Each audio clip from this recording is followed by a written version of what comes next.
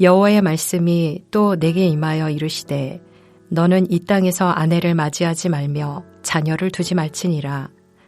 이곳에서 낳은 자녀와 이 땅에서 그들을 해산한 어머니와 그들을 낳은 아버지에 대하여 여호와께서 이와 같이 말씀하시오니 그들은 독한 병으로 죽어도 아무도 슬퍼하지 않을 것이며 묻어주지 않아 지면의 분토와 같을 것이며 칼과 기근에 망하고 그 시체는 공중의 새와 땅의 짐승의 밥이 되리라. 여호와께서 이와 같이 말씀하시되 초상집에 들어가지 말라. 가서 통곡하지 말며 그들을 위하여 애곡하지 말라. 내가 이 백성에게서 나의 평강을 빼앗으며 인자와 사랑을 제함이라. 여호와의 말씀이니라. 큰 자든지 작은 자든지 이 땅에서 죽으리니 그들이 매장되지 못할 것이며 그들을 위하여 애곡하는 자도 없겠고 자기 몸을 베거나 머리털을 미는 자도 없을 것이며 그 죽은 자로 말미암아 슬퍼하는 자와 떡을 떼며 위로하는 자가 없을 것이며 그들의 아버지나 어머니의 상사를 위하여 위로의 잔을 그들에게 마시게 할 자가 없으리라. 너는 잔치집에 들어가서 그들과 함께 앉아 먹거나 마시지 말라. 만군의 여호와 이스라엘의 하나님께서 이와 같이 말씀하시니라. 보라, 기뻐하는 소리와 즐거워하는 소리와 신랑의 소리와 신부의 소리를 내가 내 목전, 내 시대에 이곳에서 끊어지게 하리라. 내가 이 모든 말로 백성에게 말할 때에 그들이 내게 묻기를 여호와께서 우리에게 이 모든 큰 재앙을 선포하심은 어찌 됨이며 우리의 죄악은 무엇이며 우리가 우리 하나님 여호와께 범한 죄는 무엇이냐 하거든. 너는 그들에게 대답하기를 여호와께서 말씀하시되 너희 조상들이 나를 버리고 다른 신들을 따라서 그들을 섬기며 그들에게 절하고 나를 버려 내 율법을 지키지 아니하였음이라. 너희가 너희 조상들보다 더욱 악을 행하였도다. 보라, 너희가 각기 악한 마음의 완악함을 따라 행하고 나에게 순종하지 아니하였으므로 내가 너희를 이 땅에서 쫓아내어 너희와 너희 조상들이 알지 못하던 땅에 이르게 할 것이라. 너희가 거기서 주야로 다른 신들을 섬기리니 이는 내가 너희에게 은혜를 베풀지 아니함이라 하셨다 하라. 선지자들은 하나님의 말씀을 받아 주로 말로 메시지를 전하지만 때론 상징적 행동을 통해 전하기도 합니다. 뭔가 특별하거나 이상한 행위를 함으로써 주목하게 하고 그 속에 담긴 의미를 깨닫도록 시청각 교육을 하는 것입니다.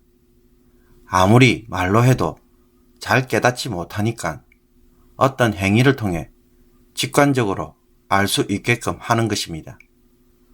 오늘 본문을 읽어보면 하나님은 예레미야로 하여금 하지 말아야 할 것에 대해 3가지를 언급하시면서 이런 행위를 통해 유다 백성들이 깨닫기를 원하고 계십니다. 먼저 하나님은 예레미야에게 결혼을 하지 말고 자녀도 두지 말라고 합니다. 이스라엘 사회에서 결혼을 하고 많은 자녀를 두는 것은 자손의 번성과 연결되어 있고 복으로 간주합니다. 그러나 여자가 출산을 하지 못하면 대를 잇지 못하기에 큰 불행이자 저주에 해당합니다. 예레미야가 혼인을 하지 못하므로 자녀를 출생할 수 없다는 것은 이스라엘 땅에 자손이 계속해서 이어지지 못하게 될 것을 상징합니다.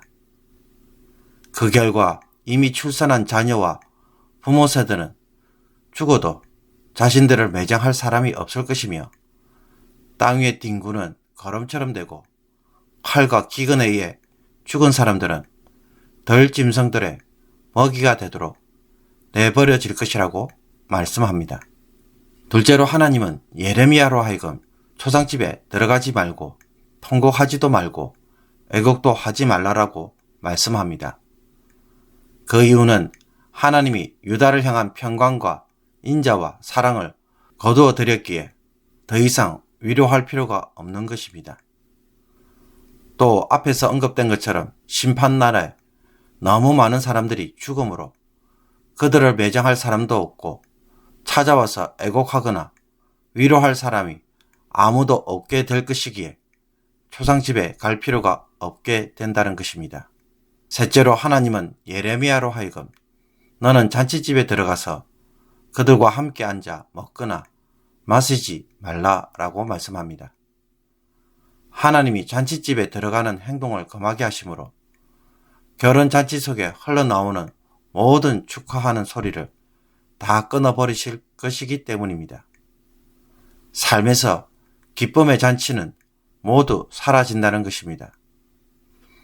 하나님이 예레미야로 하여금 금하게 하신 이 세 가지 행동을 자세히 보면 한 사람이 결혼을 해서 자녀를 출산하고 그 자녀가 자라서 결혼을 하며 후에 죽어서 장례를 치르는 인생의 전 과정을 포함하고 있습니다. 그런데 이런 일들을 하지 못하도록 금하셨다는 것은 그 땅에서 그 사람의 삶의 여정이 더 이상 진행되지 못하게 될 것을 보여줍니다. 하나님의 말씀이 사라지면 그 땅에서의 복도 없고 우리의 삶도 없게 될 것을 단적으로 보여주는 것입니다. 하나님은 우리가 없어도 존재하시지만 우리는 하나님이 없으면 우리 자신도 사라져 버립니다. 우리의 삶은 철저하게 하나님에게 의존되어 있기 때문입니다.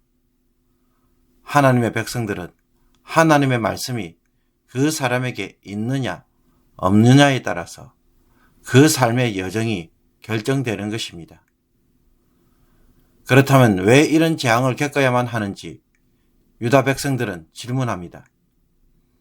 하나님은 자신을 버리고 다른 신을 따라가서 섬기고 율법을 지키지 않았으며 악을 행하였기 때문이라고 대답합니다.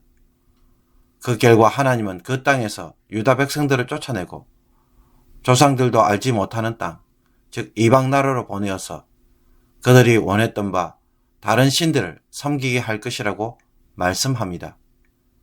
그들이 평소에 그토록 원하던 것을 하도록 해 주시겠다는 것입니다.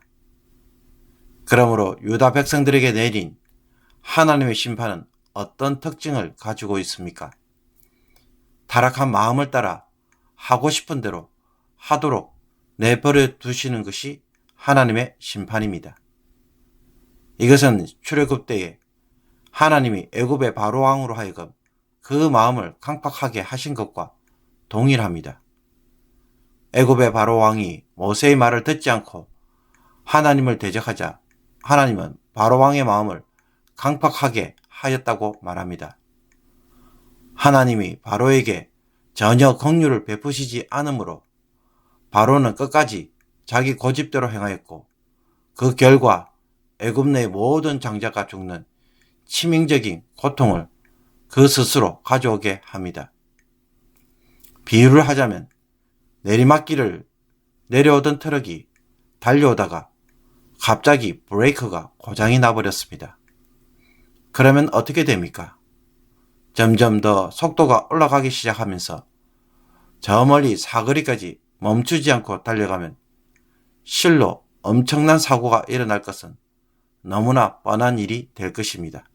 지금 유다 백성들에게 내리시는 심판이 바로 이와 동일합니다. 하나님은 더 이상 그들의 마음에 브레이크 역할을 하시지 않겠다는 것입니다. 평소 우리는 의식적이든 무의식적이든 수많은 잘못과 실수, 죄를 저지릅니다. 그런데 여기에 대해 하나님이 전혀 죄를 깨닫도록 해주시지도 않고 막지도 않고 내가 하고 싶은 대로 방치해버리면 어떻게 될까요? 그 죄의 무게와 결과를 나 혼자 고스란히 다 감당해야 합니다. 사소한 죄조차도 내가 다 책임지고 감당해야 합니다. 그러면 과연 사람이 제대로 살 수 있을까요? 어렵습니다. 지금 유다의 상황이 바로 이런 상황입니다. 하나님의 심판을 겪어봐야 그동안 자신들의 삶은 자기가 아닌 하나님의 손에 의한 은혜의 결과였다는 것을 비로소 깨닫게 될 것입니다.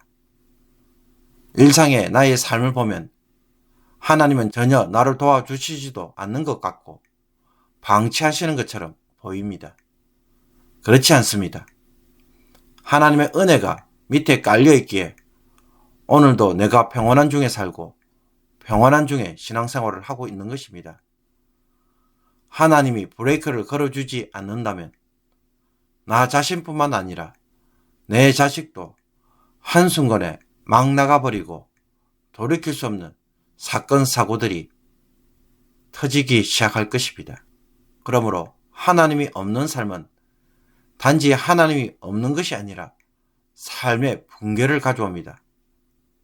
은혜의 상실은 회복 없는 고난과 고통만 있을 뿐입니다. 운전을 하다 보면 깜빡 실수를 해서 대형 사고가 날 수도 있을 뻔한 아찔한 상황을 경험할 때가 있습니다. 정말 그 순간에 그 작은 일에 하나님이 도우시지 않았다면 어쩌면 우리는 교통사고로 뼈가 다 부러지거나 죽음에 이르는 일을 경험하게 될 것입니다. 하나님의 말씀이 없어도 살아갈 수 있는 것처럼 사는 내 모습, 기도가 없어도 내가 하는 일이 다 잘 될 것이라고 착각하지 않기를 바랍니다. 하나님의 부재가 어떤 것인지 사서 고생하지 않기를 원합니다. 하나님이 없으면 나도 없고 하나님의 은혜가 없으면 그 어떤 일도 진행이 되지 못한다는 것을 알고 하나님 앞에서 기도로 시작하고 기도로 마칠 수 있는 성도가 되기를 원합니다.